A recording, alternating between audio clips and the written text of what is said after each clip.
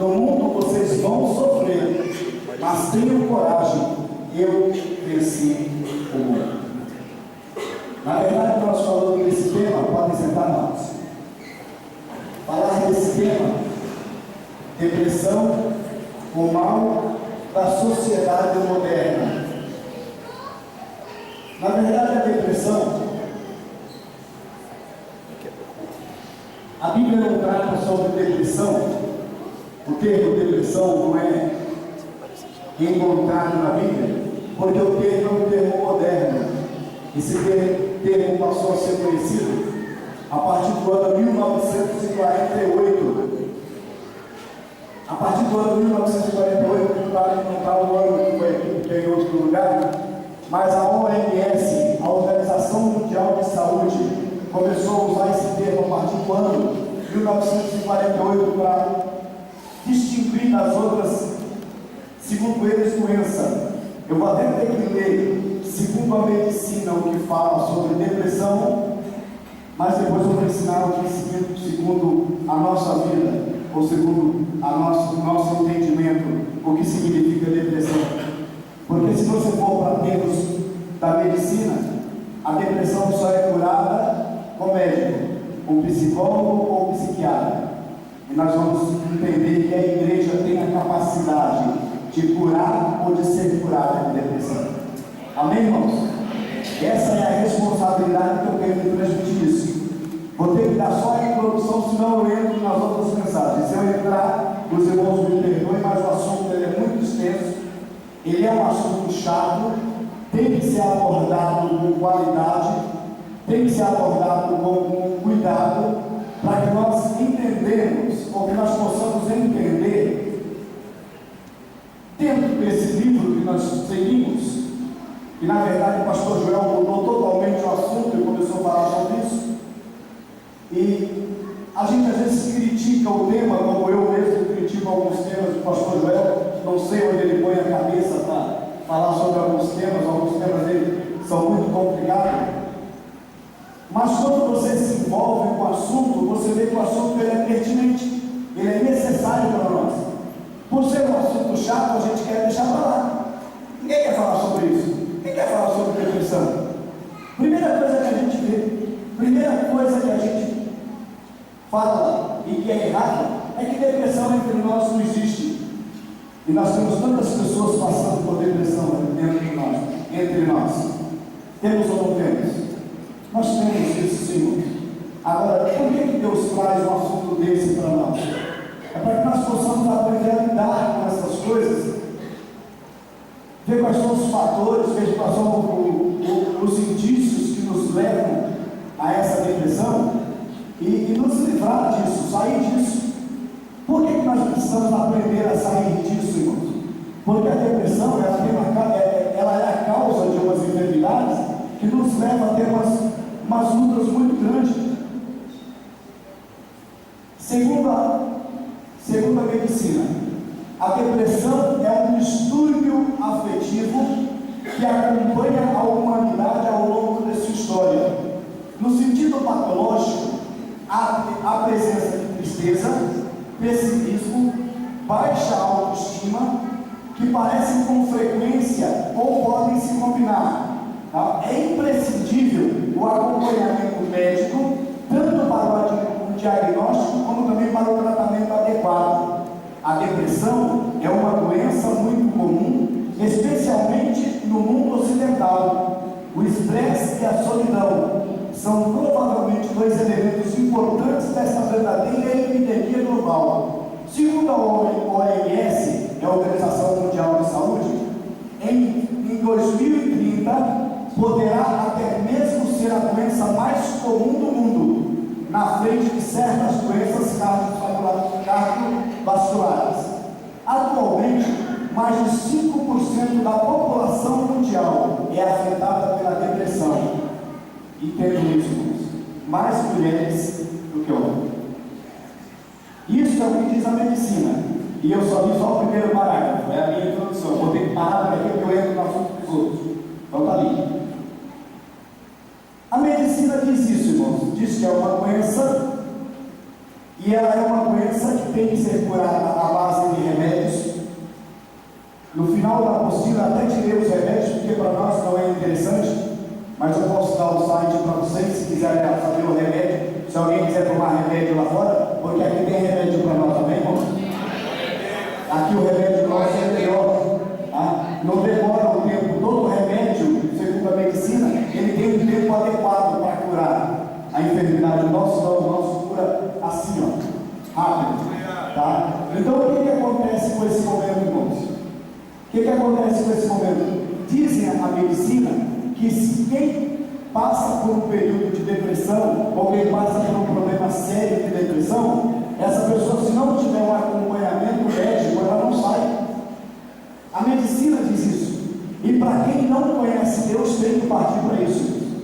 Agora, para quem conhece Deus, ela é bem diferente, Deus. Eu pedi a permissão da família para contar isso, e eles me deram a permissão, por isso eu vou contar. O Will não vai vir aqui com a Vanusa, ele falou que ele transpira mais do que eu. Mas fica de pé aí, Will. Aquele meu filho lindo lá, irmãos, olha. Filha, dá para ficar de pé aí, não? Fica aí. Olha que família linda. Fica aí, Davi, também. Isso, a família está aqui no colo, olhando para nós também. Essa família aí, irmãos, só é feliz desse jeito por causa da cura que Deus realizou de depressão na vida desse menino. Agora pode sentar, filho. Agora eu vou falar o caso seu. Há mais ou menos, eu não vou precisar o tempo, mas foi quando nós temos início ao nosso primeiro Gênesis. O Márcio deve lembrar mais ou menos que ano que era, 2003. Então foi no ano de 2003 que isso aconteceu. No ano de 2003, eu recebi uma cartinha da Vanusa. E a cartinha que a Vanusa escreveu para mim, ela dizia assim: pai, desculpa eu escrever para ti dessa maneira, porque eu não tenho coragem de falar. E outra coisa, o Will não pode saber que eu escrevi essa carta para ti. Aí eu lendo a carta, ela disse assim: faz um tempo que o Will se trancou no quarto e ele não sai do quarto para nada. Está lá preso no quarto escuro e ele não sai para nada. Ele vai ao banheiro só para ir ao banheiro, ele se alimenta no quarto, ele fica preso no quarto, tal. Eu queria que o senhor orasse por isso. Mas o senhor não pode falar com ele, então o senhor tem que orar. Aí eu disse: não, filho, eu posso orar sim, mas eu tenho que fazer algo mais do que orar, eu preciso ir lá. E aí, irmãos, eu fui insistentemente, devo ter ido lá umas 5 ou 6 vezes, e o Will falava comigo de dentro do quarto, né, Will? Ele respondia para mim com pequenas palavras de lá de dentro do quarto, ele não saía. Eu fui continuando pedindo a Deus, a gente orando, e a gente estava pedindo a graça de Deus, porque a gente precisava desse milagre, a gente precisava dessa cura, essa depressão precisava ir embora da vida desse menino. E aí passou, no outro dia, quando nós chegamos lá, me lembro que quando eu bati palma, a Vanusa veio abrir a porta para mim. Quando eu cheguei na porta da sala, o Will estava na porta do quarto. Lembra disso, Will? Eu não esqueço de nada disso que aconteceu. Eu entrei na porta da sala e ele estava aqui na porta do quarto para me receber. E ele não saiu, mas ficou aqui na porta do quarto. Na porta do quarto eu vim, abracei ele na porta do quarto, fiquei com ele, nós oramos juntos. E aí, exatamente na outra semana, ia começar os gêmeos nossos. Primeiro grupo de gêmeos nossos ia começar. E aí, irmãos, eu fiz o convite ao Will pela primeira vez para ele sair de casa, para ele ir no grupo de gêmeos. Ele falou assim: não, vou não. Aí eu falei assim: por quê? Não, não ando na rua, não sai na rua, não tem jeito. Aí eu criei uma estratégia, irmãos. Deus nos dá estratégias. Falei: Will, eu paro o carro no teu portão, eu abro a porta, você entra. Lembra disso, Will? Eu paro na casa do Márcio, eu abro o portão, você entra. Quando você sair, você entra no carro, eu te ponho a porta, você não vai passar pela rua. Aí eu falei: não, se o senhor fizer isso, eu vou. Aí eu fui, irmãos. Fui decidido, eu falei: pronto, o primeiro passo é tirar ele de dentro da casa. Aí fomos lá, bate palmas, a Vanusa veio, não, o Will já tomou banho, está arrumado, tal. Só que ele está como normal para a gente, né, filho? Suando frio, não tem jeito, né? Aí eu falei falei assim, não, mas vamos lá. Aí eu entrei, peguei o Will lá dentro, como se fosse uma criança, né, Will? Trouxe o Will, pus dentro do carro, levei até a casa deles, moram próximos, né, irmãos? Moram quase que vizinhos. Acho que, como daqui na praça ali, né, Márcio? Não é mais do que isso, né? Não é mais que isso, né? 5 ou 6 casas? Quantas casas mais ou menos? Mas no meio da quadra ele mora no meio da quadra e eles moram no canto da outra quadra, né? Mas aqui no final daquela praça ali, não mais que isso. Mas eu tinha que pôr no carro e levava o Will, ele ficava sentadinho lá, a gente ministrava, ele participava, não abria a boca, voltava para casa, tal, normal. Isso nós fizemos por umas 3 ou 4 semanas, mais ou menos. E um dia, irmãos, eu me frustrei no portão do Will. O primeiro dia que eu me frustrei com todo esse problema que a gente enfrentou juntos, eu bati palma na casa do Will e ninguém abriu a porta. Aí eu me frustrei. Aí, meu Deus do céu, o que aconteceu com o Will? Porque ele resolveu não ir mais. Então, ficou difícil agora, Deus, porque agora estava indo tão bem, né? O processo de recuperação estava indo tão bem. E aí eu bati, fiquei lá insistindo, irmãos, e ninguém abriu a porta. Aí eu peguei e fui para a casa do Márcio, frustrado, irmãos. Quando eu paro o carro, o Márcio mora assim em cima. E na área do Márcio, o Will estava com um sorrisão desse tamanho. Eu vim a pé, já vim sozinho. Nesse dia em diante eu larguei o Will, irmão. Larguei de modelo, né, filho? Larguei não, né? Eu deixei o Will andar com as próprias pernas. Depois desse caso acontecido, o David da Eliane, não dá, né? O David da Eliane tinha passado um processo no Atacadão, que ele arrumava emprego para alguns dos irmãos, e os irmãos queimavam ele lá. E ele chegou para a Eliane e falou assim: nunca mais eu arrumo emprego para o irmão, nunca mais, estou decidido. E eu estava orando lá, o que eu precisava, o que eu podia fazer mais pelo Will, e só me veio o David na mente. Aí a gente estava naquela igreja ainda, correndo o David um dia, depois da oração das 6. Falei com o David, eu precisava de uma ajuda tua. Aí, o que é, Alcir? Falei, isso. Rapaz, essa semana mesmo eu falei com a Eliane que não vou arrumar mais emprego para os irmãos. Para nenhum irmão, não, mas esse aqui é um caso especial. Então, se é um pedido teu, eu aceito.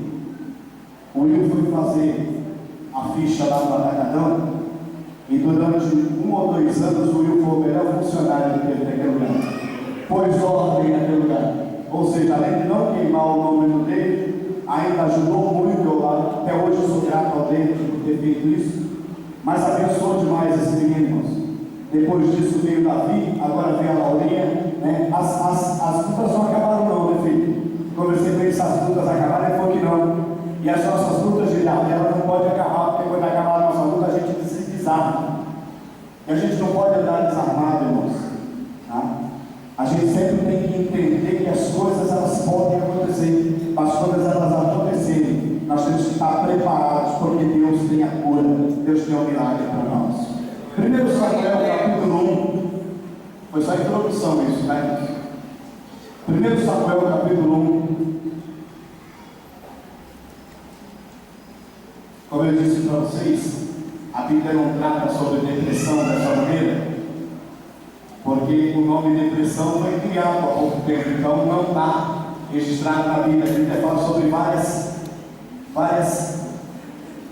traumas, vários contextos que a gente tem, de ansiedade, de tristeza, de aflição, de tribulação, de angústia, mas ela não fala sobre, propriamente dito, a depressão. Só que nós vamos ver detalhes dessas causas por as quais Ana passava, que a gente entende que se ela não tivesse um Deus na vida dela, ela era uma mulher depressiva. Capítulo 1, versículo 1 em diante diz assim, irmãos: houve um homem em Ramataim Zofi, na região montanhosa de Efraim, cujo nome era Eucana, filho de Jeorão, filho de Eliú, filho de Tou, filho de Suf, efraimita. Tinha ele 2 mulheres, uma se chamava Ana e a outra Penina. Penina tinha filhos, Ana porém não os tinha. Este homem subia da sua cidade de ano a ano para adorar e sacrificar a Deus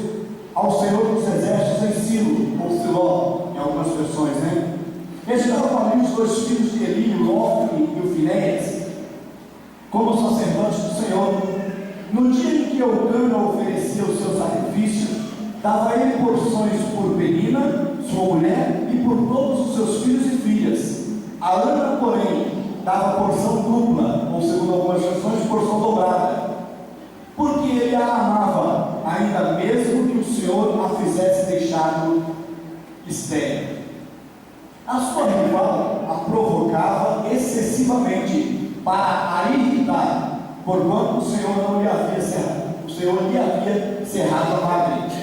E assim fazia ele de ano em ano. E todas as vezes que Ana subia à casa do Senhor, a outra a irritava, pelo que ela chorava e não comia. Então Eucana, o seu marido, lhe disse: Ana, por que choras? Por que não comes? E por que estás com o coração triste? Não sou eu melhor do que 10 filhos? E aí deixa eu parar um pouquinho aqui para dar uma explicada nesse contexto, senão fica muito longo o texto. Essa subida anual deles para entregar sacrifício, a primeira coisa que eu tenho que explicar é porque esse homem tinha 12 mulheres, né? No Antigo Testamento era permitido isso quando uma das mulheres era estéril, porque o homem tinha que ter descendência. Então, se ele não tinha descendência com a mulher a qual ele casou, era-lhe permitido, segundo a lei, que ele casasse com outra para que ele tivesse descendência. Isso aconteceu com alguns. Nós vamos ver no Antigo Testamento alguns homens tinham mais mulheres, exatamente porque algumas delas eram estéreis. E o caso de Ana, ela veio tratar muito a esse respeito, porque essas duas mulheres, elas segundo a palavra de Deus, essas duas mulheres, elas não tinham uma convivência pacífica, porque uma gerava filhos e a outra não. E por Ana não gerar, a outra, a Bíblia fala que a outra a irritava. Quando Eucana pergunta para Ana se ele não era para ela mais do que 10 filhos, no Antigo Testamento a pessoa que tinha 10 filhos era completa, né? Hoje completa é quem tem 4 irmãos. Deus o livre. É nada, filho. Está no jogo ainda. Eu só queria 2, irmãos. Só queria 2. Eu pedi a Natália e pedi a Eliseu. Quando o Eliseu nasceu, Hã? Não, eu sei, está aí. Por isso que eu estou falando. Quando o Eliseu nasceu, a mãe do Eliseu, a minha esposa, ainda estava amamentando e ela passou por mim. Aliás, eu estava vindo para São Paulo. Todas as gestações da Fátima eu via que ela estava grávida e ela não. E a Débora foi interessante porque eu via ela grávida pelo retrovisor do meu Fusca. Eu tinha o Fusca mais lindo de São Vicente, se não mais lindo de São Paulo. Ó, era fera, meu Fusca era fera. Lá, quem conheceu meu Fusca sabe que era top mesmo. Tá? Mas eu estava indo para São Paulo e eu vi no retrovisor do Fusca o rosto da Fátima linda. Eu falei assim: você está grávida? Ela falou: impossível, eu estou amamentando, você não está vendo? Eu falei: ela vai fazer o teste para ver. E ela fez o teste e estava esperando aquela coisa linda ali no toque. Aí eu fui falar com Deus: mas Deus, espera aí. Eu pedi a Natália, depois eu pedi o Eliseu, mas até eu não tinha orado pela Débora ainda. Aí o Espírito Santo me falou: você pediu uma filha, eu te dei. Você pediu um filho, eu te dei. Agora eu estou te dando o que eu quero. E aí Deus me deu o que eu quero. É aquela coisa linda ali, ó. Sai bem demais, pai. Sai bem, né? Só não chora, né? Estou me segurando aqui. Estou chorando essa semana inteira, irmão. Daqui a pouco vocês vão saber por quê. E se eu não me controlar, está tudo muito bem. Mas aí o que acontece? Quando Eucana fala isso para Ana, se ele não era melhor do que 10 filhos, ela entendeu o seguinte: irmãos, a mulher gerar é a coisa mais linda do mundo. Eu acho lindo isso. Deixa eu explicar em termos técnicos. Eu acho que a Bíblia explicaria bem melhor, mas eu quero explicar em termos então espirituais. Melhorou, amigo? Vou explicar em termos espirituais, vou até ficar por aqui para vocês entenderem. Todo mês a mulher passa por um processo. Vocês estão entendendo que processo que é, né? Ela passa por um processo que ela odeia, chamado menstruação. Quando vem a menstruação da mulher, é para jogar fora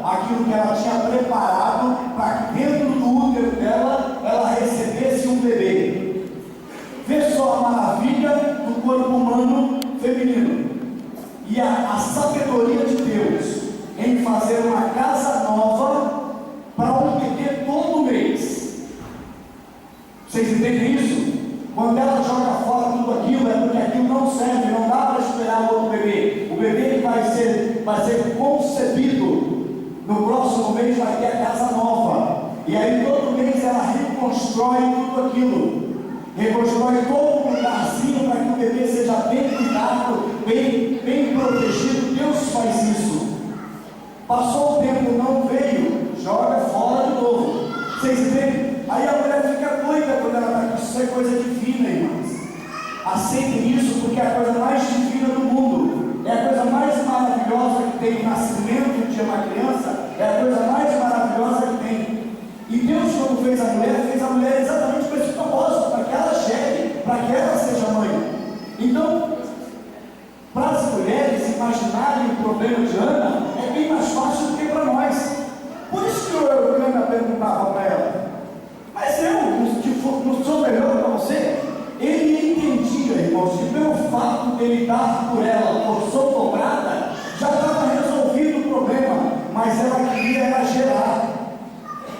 Aí olha só o que a Ana faz, irmãos. A Ana toma uma atitude. Em vez de ela deixar a depressão abater, em vez de ela deixar a depressão tomar conta dela, ela toma essa atitude. A Bíblia fala que após ela ter, versículo de número 9, eu vou continuar, tá? Após terem comido e bebido em Silo, estando Eli, o sacerdote, assentado numa cadeira, junto ao pilar do templo do Senhor, levantou-se Ana e com amargura de alma orou ao Senhor e chorou abundantemente. E fez a ele um voto dizendo: Senhor dos exércitos, se benignamente atentares para a aflição da tua serva, e de mim te lembrares, e da tua serva não te esqueceres, e me deres um filho varão, ao Senhor eu lhe darei todos os dias de sua vida, e sobre a sua cabeça não passará navalha. Demorando, pois, ela a orar perante ao Senhor, passou Eli a observar-lhe o movimento dos lábios, porquanto Ana só no seu coração falava, os seus lábios se moviam, porém não lhe ouvia nenhuma voz. Por isso Eli a teve por embriagada, e disse para ela: até quando estarás embriagada? Aparta-te deste vinho. Porém Ana lhe respondeu: não, meu Senhor, eu sou uma mulher atribulada de espírito. Eu não bebi nem vinho nem bebida forte, porém eu venho derramando a minha alma perante o Senhor. Não tenhas, pois, a tua serva como filha de Belial, porque pelo excesso da minha ansiedade e da minha aflição é que tenho falado até agora. Então lhe respondeu Eli: vai-te em paz, e o Deus de Israel conceda a petição que te fizestes. E disse ela, desculpe: ache a tua serva mercê diante de ti. Assim a mulher se foi pelo seu caminho, comeu, e o seu semblante não era mais triste. A Bíblia aqui vai mostrar algumas situações que a Ana passava. O primeiro problema era a irritação que ela tinha pela sua rival, segundo a Bíblia, a Penina. Então, por causa dessa irritação, ela era uma mulher de coração triste. Porque tinha um coração triste, irmãos, ela chegava a ter a amargura de alma, e ela era aflita. E ela, por causa dessa aflição, ela resolveu derramar essa aflição da alma diante do Senhor.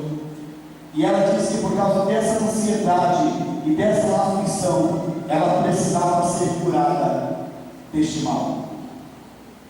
O mal que passava ela não era depressão, ela não chegou a ser uma mulher depressiva, para que vocês entendam, tá, irmãos?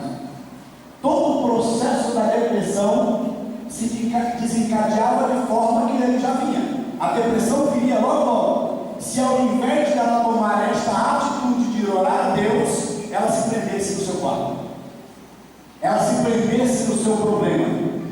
Prender-se no seu quarto é prender nesse no seu problema, irmãos. Quantos de nós entendemos que os nossos problemas são maiores do que Deus? Eu até achei lindo quando o Rodrigo perguntou: alguém aqui tem problema? Alguém que passa por problema, passa por dificuldade? Quem não passa, irmão? Não tem ninguém que não está passando. Mas a gente serve a um Deus que é maior do que os nossos problemas. A gente serve a um Deus que é muito mais, trabalha muito além do que o que a gente espera. E às vezes, preste atenção nisso, às vezes nós achamos que ninguém sabe do nosso problema, e nós passamos por alguma dificuldade que ninguém sabe e ninguém vê, mas o Senhor sempre sabe e sempre vê, e Ele sempre manda alguém em nossa direção, para nos ajudar. No caso de Ana, ela não teve nenhuma ajuda, ela foi direto para Deus. Ela não tinha ajuda do marido, ela não tinha ajuda do sacerdote. O sacerdote entendia que ela estava bêbada e não orando. Ela tem que explicar qual é a dificuldade dela para o sacerdote poder abençoar, irmãos. Só que quando ela recebe a bênção do sacerdote, gostaria só que vocês guardassem isso. Quando ela recebe a bênção do sacerdote, ela entendeu que o seu problema tinha caído por terra. Ela não tinha ido para casa, não tinha tido contato com o marido, mas ela já tinha mudado o semblante dela. Ela já tinha mudado a maneira dela pensar sobre o filho. A Ana ensina a gente, irmãos, a acreditar naquilo que a gente pede ao Senhor. A maioria das vezes nós pedimos uma coisa ao Senhor, e como nós não vemos aquilo que nós pedimos acontecer, nós achamos que o Senhor não deu. A Ana já saiu dali depois da palavra do sacerdote, acreditando que Deus deu. Ela já estava livre do seu mal, sem ter recebido nada. Irmãos, Deus não ia gerar uma criança no ventre de Ana. Depois Deus faz isso. Só Jesus que foi gerado dessa maneira. Mas Deus não ia fazer uma criança ser gerada no ventre de Ana, curar a Ana de uma esterilidade, desta forma, sem que ela tivesse contato com o marido. Aí a Bíblia vai correndo e ela diz assim, levantando-se, continuando a ler, versículo 19, agora, né? Levantando-se de madrugada, adoraram ao Senhor, voltaram e chegaram em sua casa. Eucana coabitou com Ana sobre ela, e o Senhor se lembrou dela, e ela concebeu, e passou no devido tempo a ter um filho, a quem chamou de Samuel, porque dizia: de Deus eu o pedi, ou pedido a Deus. Interessante a convicção desta mulher. Amados, o que nos leva a receber a bênção de Deus, o que nos leva a ser portadores da bênção de Deus, não são as palavras, quem foi que falou? Não são as palavras proféticas. Quem falou um pouco sobre isso aqui? Marcão, né, Marcão? Não são as palavras proféticas que lançam sobre nós, Marcão. As palavras proféticas é para criar em nós uma atitude. Se nós criamos essa atitude e aceitamos, aí sim, aí a bênção de Deus vem. O profeta tem o poder de profetizar, mas eu tenho que tomar posse dessa palavra. Se eu não tomar posse, não resolve. Devido à convicção de Ana, ela não levou em conta o que o Eli tinha acabado de falar para ela. Porque o camarada que não entende eu orando, vai querer me abençoar? Também não aceito. E aí ela voltava para casa triste. Mas ela deixou cair por terra tudo aquilo, irmãos, que não pertence a Deus. E acreditou que ela tinha acabado de orar. Acreditou que a vida dela acabava, a vida dela estava solucionada, o problema dela estava solucionado, porque ela orou. Eu acho muito interessante essa convicção da vida de Ana. Eu sempre amei demais esse texto, porque esse contexto faz parte da minha vida.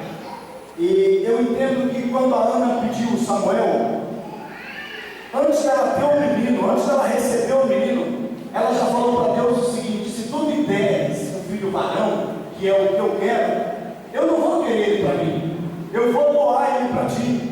eu vou consagrar ele para ti por todos os dias da vida dele. E aí tinha um ritual, irmãos, para que o homem, para que o varão fosse consagrado a Deus, e Deus não deu o ritual. Interessante que no caso de Sansão, foi Deus que deu para os pais todo o ritual para cuidar do menino. No caso de Ana não, foi ela que deu para Deus o ritual, porque ela conhecia o Deus verdadeiro, ela já sabia o que fazer. Falou: Deus, eu vou cuidar dele assim, assim, assim, e eu, quando ele desmamar, eu te entrego. E aí, irmãos, presta atenção. O Ofni e o Finéias eram dois filhos do sacerdote ali, que de sacerdote eles não tinham nada, era mais mundano do que qualquer coisa. O Eli era um camarada que não sabia entender quando uma pessoa estava orando ou estava bêbada. E aí ela pega uma criança e ela tem que entregar para os camaradas desse. Mas foi isso que ela falou para Deus que ia fazer. Qualquer um de nós tem a desculpa de falar: Deus, eu não vou entregar meu filho não. Falei para ti que entregar, mas aqueles camaradas lá, aí não, Deus, dá uma olhada nos homens lá, posso não. Perfeitamente compreensível aos olhos humanos, mas ela não falou que ela ia entregar para ele, ela não falou que ia entregar para Ofni ou para Finéias, ela falou: vou entregar para ti. A responsabilidade de cuidar daquele menino estava em Deus, e não no Eli e nos filhos. Por isso aquele menino tem uma vida diferenciada. A Bíblia vai tratar esse menino como o último juiz. O período dos juízes é considerado período negro da história de Israel. O período do livro de Juízes marca um tempo de 325 anos. Nesses 325 anos nós começamos com juízes bons, juízes ótimos. Os próximos juízes eram bons, os próximos juízes eram regulares, os próximos juízes eram ruins e os próximos eram péssimos. Vê a degradação deles nesses 325 anos. Nesse contexto da história nasce o Samuel. E quando Samuel nasce, quando Samuel cresce, se desenvolve, e Deus ensinando aquele menino, a Bíblia fala que Samuel vem a ser o porta-voz de Deus. Quando Samuel andava pela rua, ninguém dizia: vem aí o Samuel. Todo mundo dizia: vem aí a voz de Deus. Porque quando Samuel falava, era Deus falando. De uma mulher que foi curada e ela dedicou. Entregar é uma coisa, dedicar é outra, né? Quando nós entregamos uma coisa que a gente não quer. Quando nós dedicamos, a Bíblia fala que todo ano ela ia lá, ela fazia a veste dele sacerdotal, ela costurava para ele, todo ano ela ia visitar o menino, ela viu o menino crescendo, viu o menino se desenvolvendo, e ela via, irmãos, naquele menino, naquele adolescente, naquele jovem e naquele homem que estava se formando, ela via que houve uma cura, houve um processo de Deus, um milagre muito grande, em que aquele milagre perdido por Ana se transformou num milagre para a nação de Israel. Glória a Deus. E aí o que nós entendemos, irmãos? Nós entendemos assim, que muitas vezes para Deus nos curar de alguns traumas, nós muitas vezes recebemos de Deus bem antes da cura. Eu e Fátima passamos pelo mesmo processo da Ana aqui. Na verdade, eu não precisei recorrer a outra mulher. Seria mais fácil eu recorrer a outra mulher, não Fátima? Não, peraí, é brincadeira. É naquele tempo, né, irmãos? Mas aí nós fomos orar ao Senhor. Só que quando eu tinha 14 para 15 anos de idade, eu me converti ao Senhor.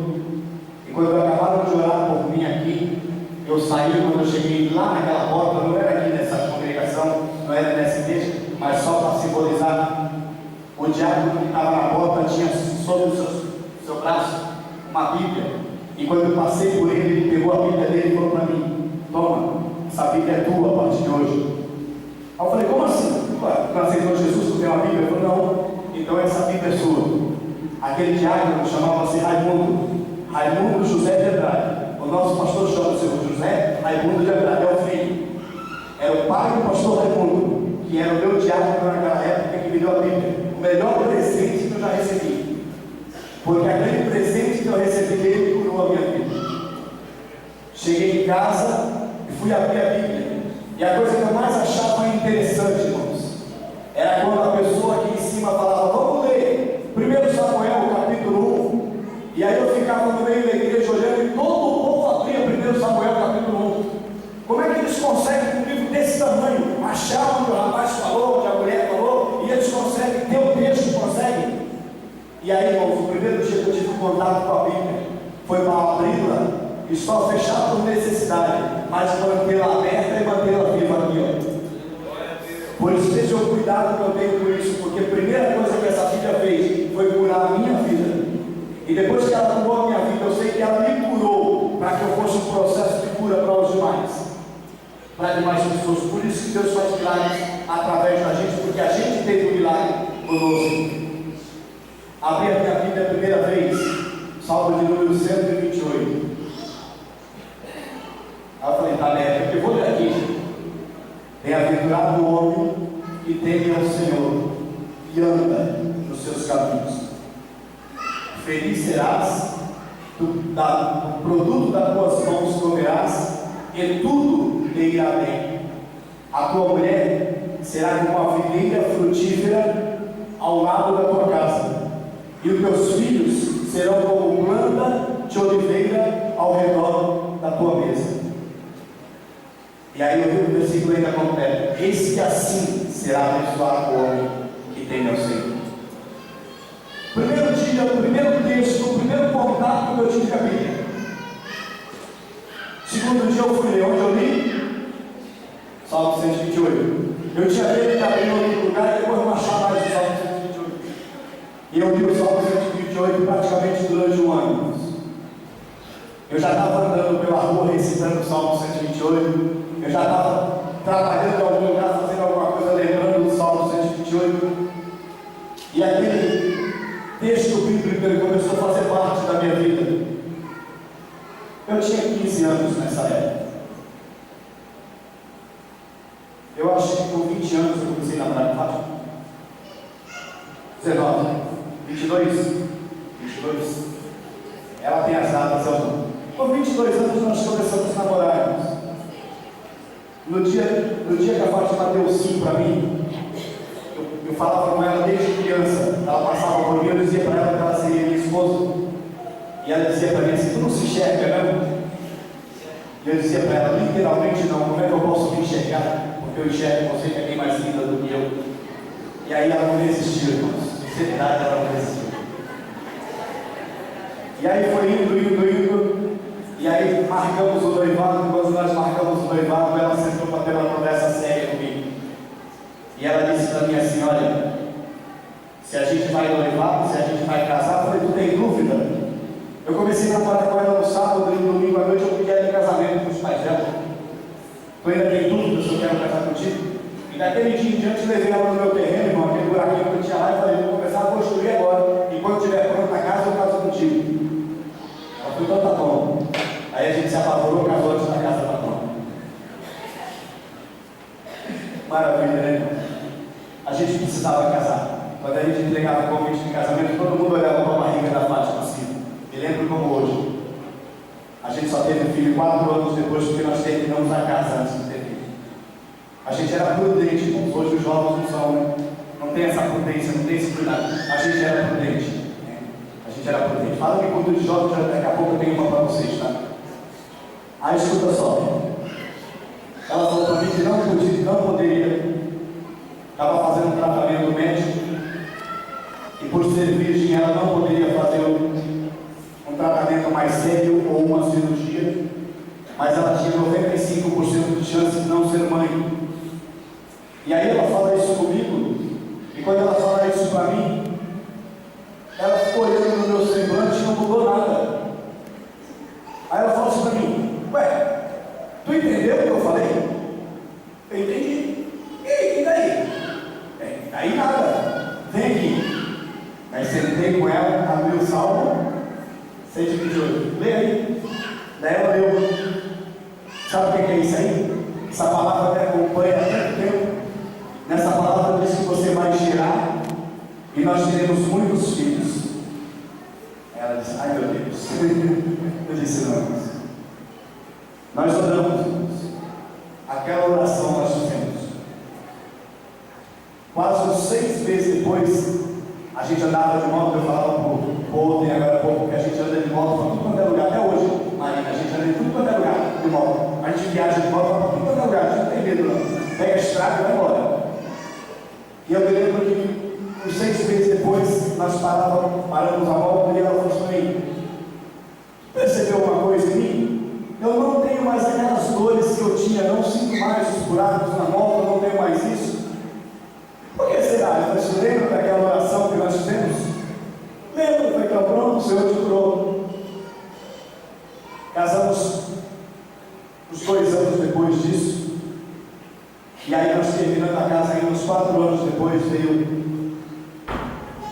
nós queríamos ter um filho. E aí passa todo aquele processo de novo, que a Fátima vai fazer pré-natal, né? Tá também para isso, né? Hoje tem outro nome, né? Pré-natal é para nós. Hoje tem outro nome. Ela vai lá fazer os exames dela lá.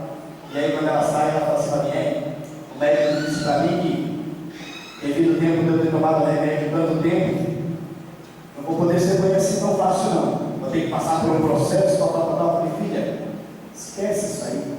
Lembra do Salmo 128? 1 mês e meio, irmãos, ela saiu do banheiro. E eu falei para ela assim, ela saiu do banheiro e passou por mim assim. Eu falei: você está grávida. E ela falou assim: não posso estar grávida. Eu não sinto nada. Ela não sentiu nada nas 4 gestações, irmãos. Não sentiu nada no parto. Essa mulher não teve dor de parto, não teve problema nenhum. Eu estava numa escola, a primeira aula que eu tive numa escola teológica foi uma matéria chamada Fundamentos de Fé, baseado em Mateus 11, 23, já não, perdi o texto. Mas era o texto de Mateus, Marcos 11, 23, 24. Se a esse monte disser, ergue-te e lança-te para o meio do mar, e no teu coração crer e não duvidar, será assim. Então eu entendi que monte é qualquer coisa que você coloca. Você fala: sobe, eu não te quero mais. Se você acreditar, acontece. Eu comecei a acreditar nisso. E aí eu cheguei em casa todo feliz e falei para a Fátima assim: então a gente agora vai orar porque tu não vai ter dor de parto. E ela não teve dor de parto, ela não teve problema nenhum. Chegou no devido tempo, quando nasceu, por isso que a gente olha. Natália está onde? Natália está ali, né? Natália, na verdade, irmãos, foi a prova da realização do milagre nosso. Por isso que eu coloquei esses dias isso para ela. A todo momento de aniversário da Natália, a gente passa uns dias mais sensíveis, exatamente por causa disso. A gente lembra do milagre, né? Desse grande milagre que Deus operou na nossa vida. E depois da Natália veio o Eliseu, depois veio a Débora, e quando a gente já tinha esquecido já do que era ter filhos, apareceu o Isaac na vida da gente. O Isaac apareceu quantos anos depois da Débora? Quase 5 anos depois da Débora, irmãos. A gente já estava acostumado já, a gente não tinha mais fraldinha de neném em casa, não tinha mais nada disso. E de repente volta tudo de novo, bercinho, essas coisas tudo. Mas como viver sem o Isaac, irmãos?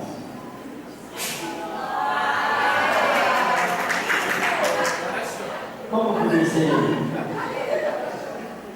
Isaac é o nosso termômetro espiritual, irmãos. Se o Isaac está bem lá em casa, tudo está bem. Por isso que a gente faz tudo para agradar esse menino, ele sabe disso. Tudo que ele quer, a gente dá para ele, porque a gente não pode ver o Isaac triste. Aqui, ó, eu quero ver. O menino está aqui, meu filho. Olha que menino lindo, gente, olha. Foi eu que fiz. Mas leva essa brincadeira, irmão, com um tom de seriedade muito grande. Eu e Fátima podíamos ser as pessoas mais depressivas do mundo. Nós podíamos ser. O Will podia ser a pessoa mais depressiva do mundo. Provavelmente o Will não tinha aquela família, porque a Vanusa não ia aguentar o Will daquele jeito. De repente a gente perdia um casamento abençoado, a gente perdia uma família abençoada, por causa desse mal chamado depressão, irmãos. É só introdução, eu só estou dando introdução para vocês, eu não entrei no assunto propriamente dito, porque o assunto é muito longo, é extenso, e depois as outras semanas elas vão criando. Inclusive, façam os devocionais, os textos são maravilhosos. Eu disse para vocês que o Gênesis ele é um veículo que Deus usou para trabalhar demais na vida da gente. O nosso Gênesis nós acabamos fechando, primeiro porque a gente não tinha mais pessoas para lá, e depois a Sandra e o Gilson estavam passando um processo muito